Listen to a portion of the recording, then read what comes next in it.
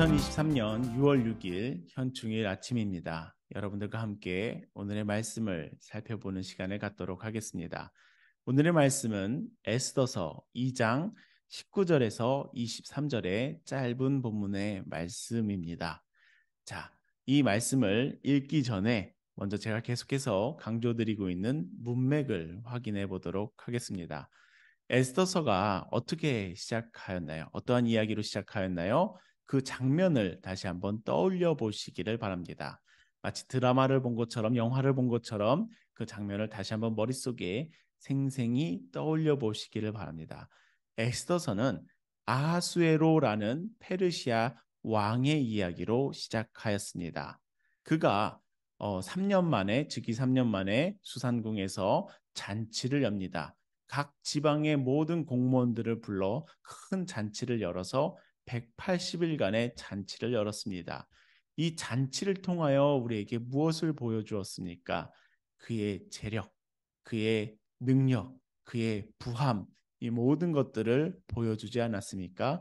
그런데 이 잔치에서 특별한 일이 발생하였습니다. 어떤 일이었냐면 왕이 취했는지 흥에 올랐는지 자신의 왕비를 콜합니다. 와스디라는 왕비를 콜하지요. 근데 이 왕비가 돌발 행동을 합니다. 이 왕의 부름에 거절하는 것입니다.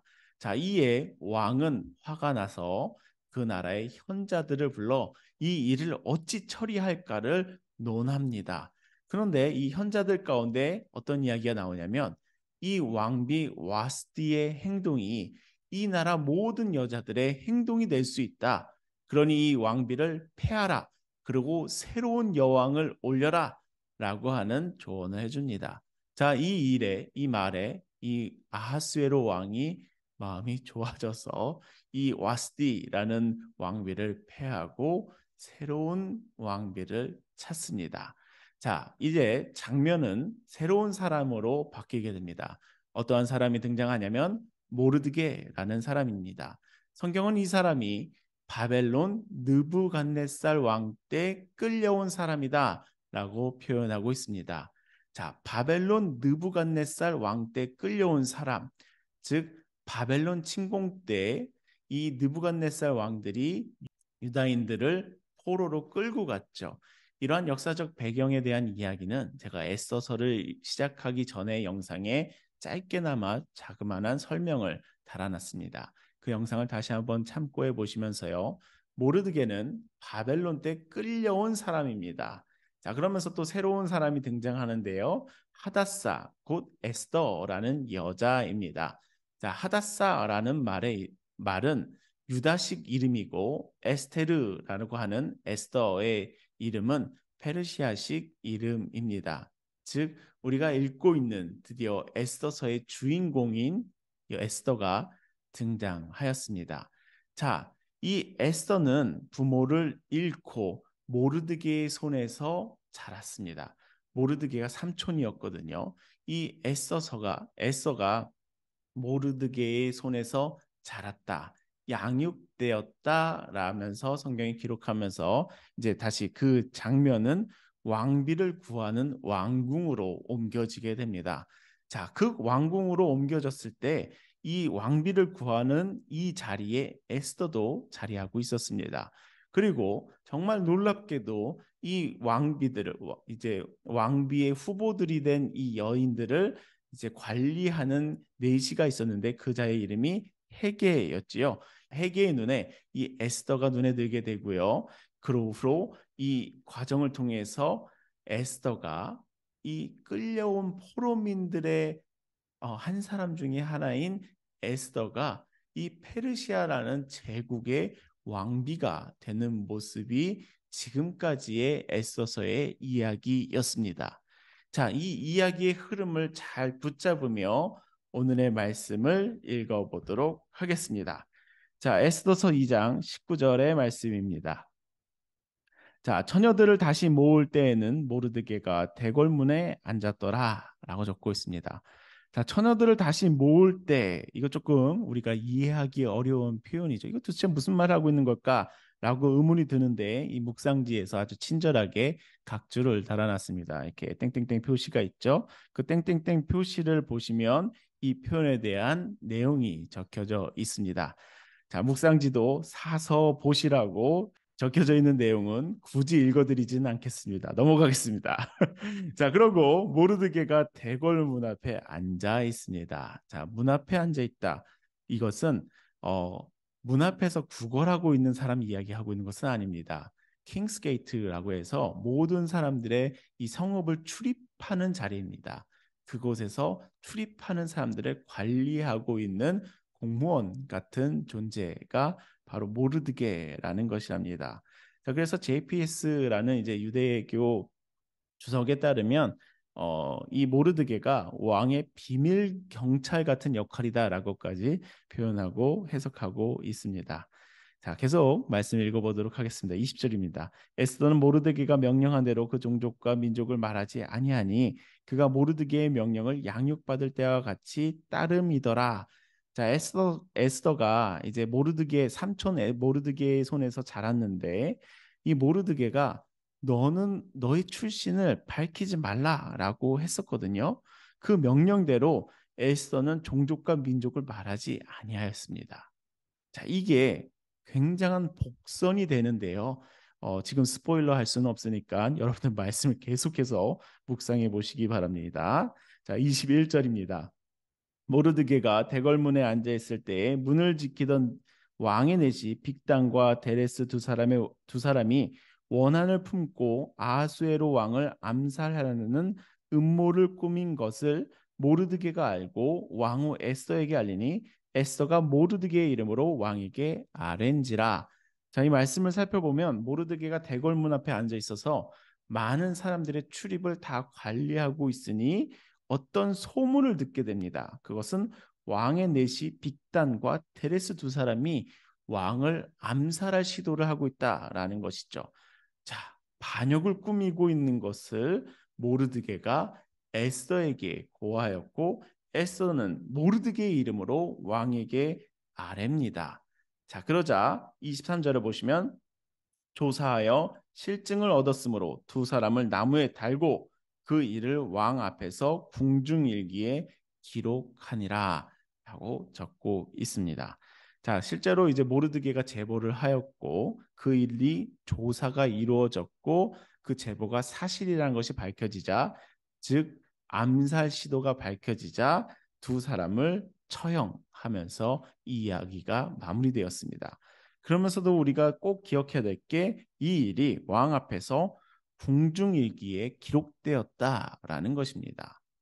자, 오늘의 본문이 굉장히 짧기 때문에 오늘의 말씀을 읽으며 도대체 어디서 묵상의 포인트를 얻고 어떻게 묵상해야 되지? 라면서 생각의 흐름을 만들기가 조금은 어렵습니다. 그래서 35페이지에 묵상지의 질문들에 답해 보면서 우리가 함께 이 묵상을 해 나가 보도록 하겠습니다. 자, 내용 관찰 첫 번째 질문입니다.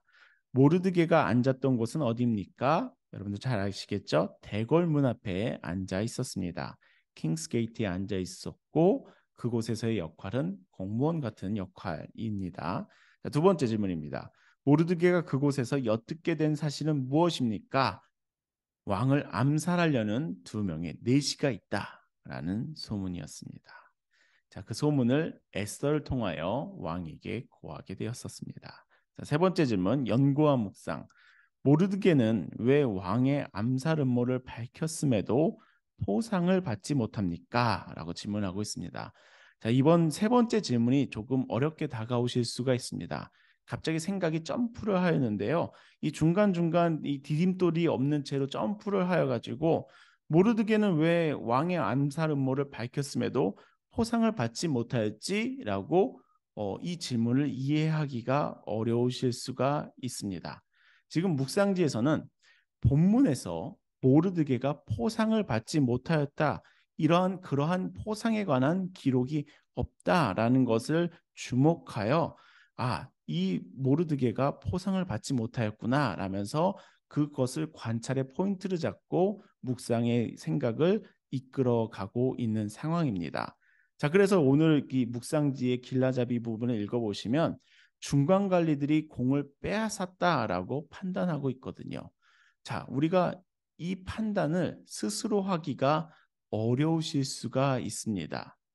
그 과정에서 설명이 좀 부족하게 느껴져서 왜 이렇게 생각했지라고 하는 그 질문에 답을 묵상지가 친절하게 해주고 있지는 못한데요.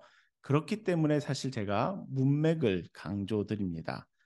자, 이 문맥을 확인하는 과정 가운데 꼭 앞의 이야기만 사실 확인하는 것이 아니라 뒤의 이야기도 확인해 보실 필요가 있는데요. 이 에스더서가 6장 2절에 가게 되면 왕이 잠이 오질 않아 이 궁중일기 역대 지략을 읽는 장면이 나타납니다. 궁중일기를 읽는 과정 가운데 지금 이 빅단과 테레스의 암살 시도를 발견하고 제보한 사람에 대해서 포상이 없었다라는 것을 왕이 깨닫고 이를 포상하는 장면이 나타납니다. 그래서 모르드게를 존귀한 자로 프로모션, 즉 승진하는 모습이 6장에 나타나게 되는데 이 장면이 굉장히 놀라운 클라이막스로 이제 막 달려가고 있는 그 순간입니다. 자, 이 모든 내용을 스포일러 할 수 없기 때문에 여기까지만 이야기를 해드린데요. 3장, 4장, 5장 계속해서 이야기가 전진하면서 막 위기의 순간이 오거든요. 그때 이 순간에 지금 모르드게는 왕에게 포상을 받지 못해서 왕께 거절감을 당했을 수도 있지만 정말 결정적인 순간에 모르드게가 승진하게 되거든요.